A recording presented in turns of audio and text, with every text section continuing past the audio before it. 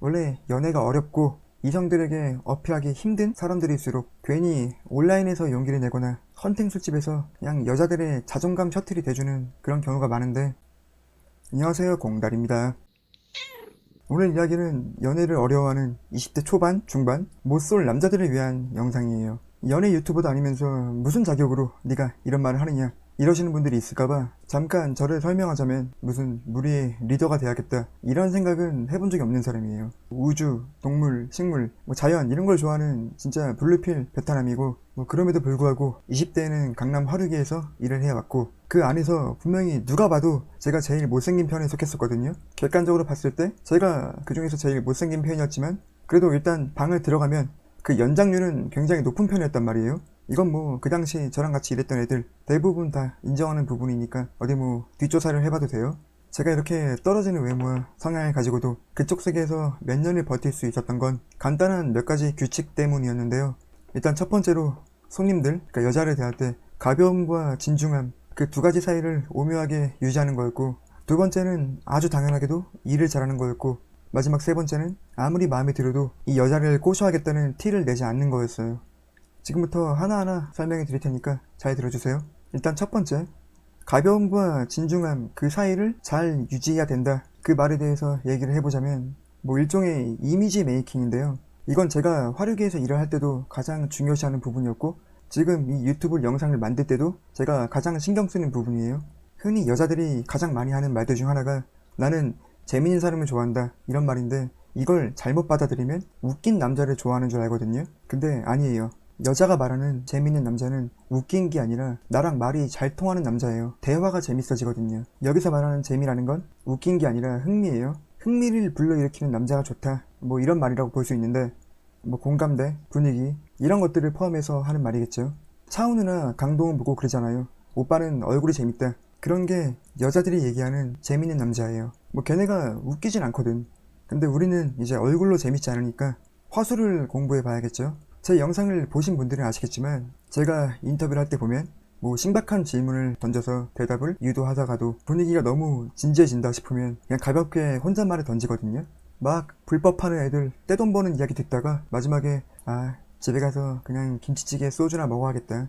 오피녀와 인터뷰할 땐 만약 오피에서 일하다가 전 남친을 만나면 어떻게 할 거냐 이런 진지한 질문을 던진 다음에 싫어, 나 그래도 너랑 할래, 나 오늘 너랑 꼭 할 거야 이러면 어떡할 거예요? 이런 식의 질문을 해서 분위기를 다시 전환시키거든요. 연애를 막 글로 배워서 너무 진지하면 재미가 없고, 그렇다고 너무 가벼우면 또 매력이 없죠. 막 우리가 원피스 주인공 루피 같은 캐릭터한테 빠져들고 매력을 느끼는 것도 그런 고유의 느낌이 있기 때문이에요. 재밌지만 만만해 보이지 않는 그런 분위기, 가벼운데 무거울 땐 무거운 사람, 그러니까 그 가벼움과 진중함 사이를 유지해야 됩니다. 그리고 두 번째로, 여자가 있는 곳에서 일을 잘해야 돼요. 그럼 또 에이 공달님, 저는 공대 나오고 지금 개발자로 일하는데 아무리 열심히 일해도 여자를 만날 수가 없어요 이러는 분들이 있을 것 같은데, 아까도 말했지만 일을 잘해야 되는데 여자가 있는 곳에서 잘해야죠. 어떤 노력도 환경을 이기긴 힘들어요.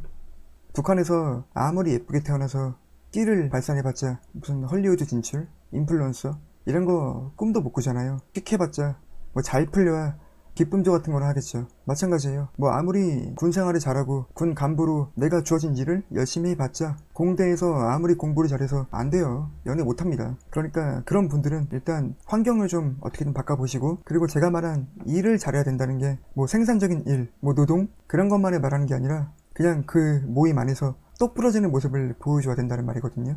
극단적인 예를 들어서 만약 내가 고등학생이고 내가 좋아하는 여자애가 일진이야. 그러면 웹툰 싸움 독학 정주행 한번 해보고 복싱을 한 반년 정도 배운 다음에 그 일진 무리에 있는 싸움 제일 잘하는 우두머리를 존나게 패버리세요.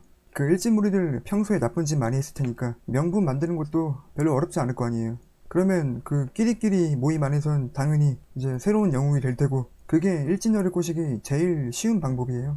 만약 내가 있는 곳이 일반적인 직장, 회사다. 그러면 그냥 그 동기들 중에서 빠릿빠릿하게 일을 잘해서 내 상사, 내 선임들에게 인정받고 무슨 프로젝트 같은 게 있으면 이게 기회다 생각하고 잘 진행해봐요. 전 예전에 화류계에서 선수 일을 했을 때 진짜 한 번도 어디 가서 일 못한다 이런 말은 정말 들어본 적이 없거든요. 오죽하면 그 당시 제 별명이 강남 닌텐도였어요. 정말 세상에 존재하는 모든 술게임들을 다 외우고 다녔으니까요. 그러니까 저는 하드웨어, 뭐 키나 외모가 안 되는 편이었기 때문에 소프트웨어 쪽으로 온 스탯을 다 밀어준 거죠. 뭔가 사연이 있고 한이 맺힌 손님이 오면 그 이야기가 정말 지루해도 그냥 초롱초롱한 눈빛으로 그 이야기를 끝까지 들어주고, 술 떨어지기 전에 미리 웨이터한테 연락해서 주문해놓고, 방 분위기가 묘하다 싶으면 빠르게 화제 전환을 해서 텐션을 올리고, 뭐 그렇게 하다 보니까 초이스가 안 돼도 연장으로 지명으로 충분히 중간 이상은 갈 수 있더라고요. 이 여자에게 있어서 일을 잘하는 남자가 얼마나 위대해 보이냐면, 쿠팡 물류센터에 알바 간 여성이 쿠팡맨에게 사귀자고 고백할 뻔했던 사연.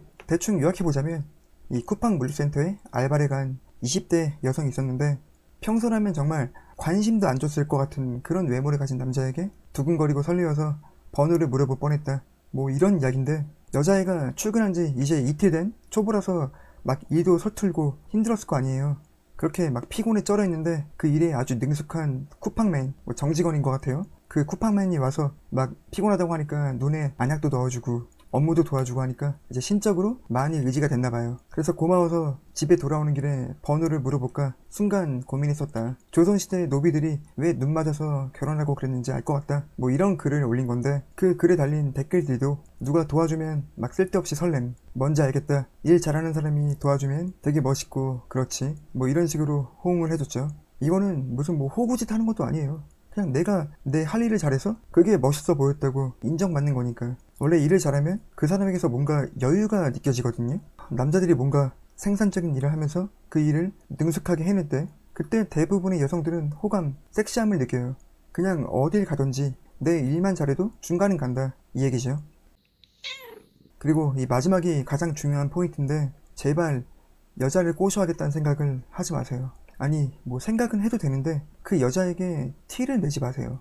여러분들이 뭐 티를 안 내도 대충은 다 알아요. 보통 정도의 눈치만 가지고 있어도 여자들은 누가 날 좋아하면, 아, 쟤가 나한테 관심이 있구나, 이 정도는 다 파악을 하거든요. 흔히 말하는 뭐 픽업 아티스트? 여자 꼬시는 법을 알려주는, 뭐 돈 받고 알려주는 그런 분들 있잖아요. 그런 분들이 흔히 하는 말들이, 여자를 대하는 게 어려우면 수많은 헌팅을 시도해라, 그래야지 자신감이 붙게 된다, 이런 말들을 정말 많이 하는데, 반은 맞고 반은 틀렸다고 생각해요. 그러니까 여러분들이 먼저, 남자분들이 먼저 말을 걸어보고 싶은 외모를 가진 20대 여성분들은 이미 뭐 인스타그램, 틴더, 헌팅 포차 그런 데서 정말 수많은 남자들의 대시를 받고 있거든요. 그런 여자들의 입장에선 거절하는 것도 피곤하고 그냥 어떻게든 나랑 한번 해보려고 하는 발정난 강아지로밖에 안 보여요. 그러니까 여러분들이 뭐 섹시하거나 외모가 뛰어나지 않은 이상 일단 1차 심사에서 탈락할 거란 말이죠. 막 괜히 번화가에 나가서 헌팅하고 그런 데 쓸 돈으로 그냥 유행 타지 않는 예쁜 옷을 하나 사 입어요. 그리고 아까 말했듯이 여자가 있는 곳에서 내 할 일을 잘하는데 집중해보세요. 뭐 좋아한다 이렇게 직접적으로 얘기는 안 해도 약간씩 잘해주는 정도? 그냥 그런 느낌?